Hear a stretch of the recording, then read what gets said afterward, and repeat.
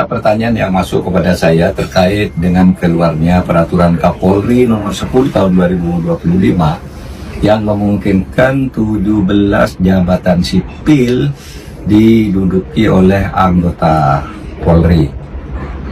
Saya menjawab ini tidak sebagai anggota Komisi Percepatan Reformasi Polri, tetapi sebagai seorang yang menjadi peminat dan pembelajar ilmu hukum.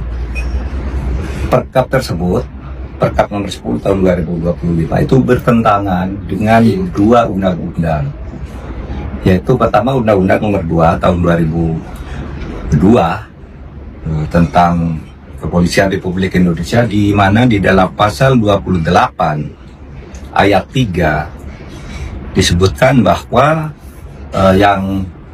anggota Polri yang mau masuk ke jabatan sipil itu hanya boleh apabila minta berhenti atau pensiun dari dinas Polri.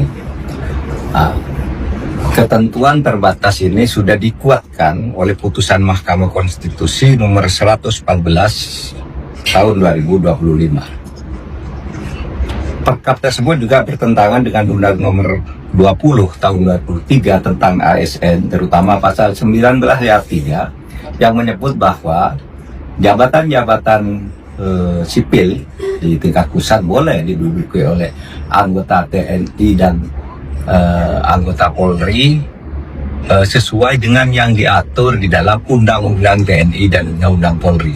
Undang-Undang TNI sudah mengatur adanya 14 jabatan yang kalau diperluas menjadi 16 sudah mengatur bahwa TNI bisa ke situ.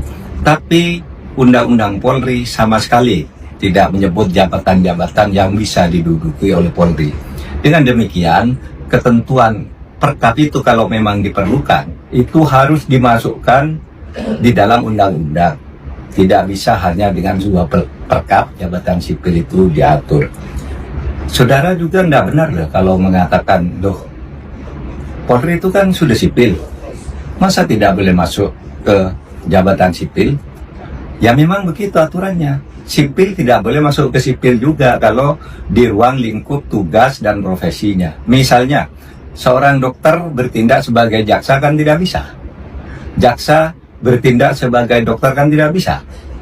Dosen bertindak sebagai notaris kan tidak boleh.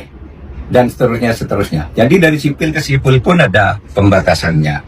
Nah, oleh sebab itu saya kira harus diproporsionalkan agar asas legalitas tidak dipertentangkan dengan fakta-fakta keluarnya perkap yang sudah dibuat oleh Bapak Kapolri. Maaf, saya tidak bicara atas nama anggota Komisi Reformasi, karena anggota Komisi Reformasi tidak boleh membicarakan hal-hal semacam itu sebagai pendapat resmi, tapi saya sebagai dosen hukum tata negara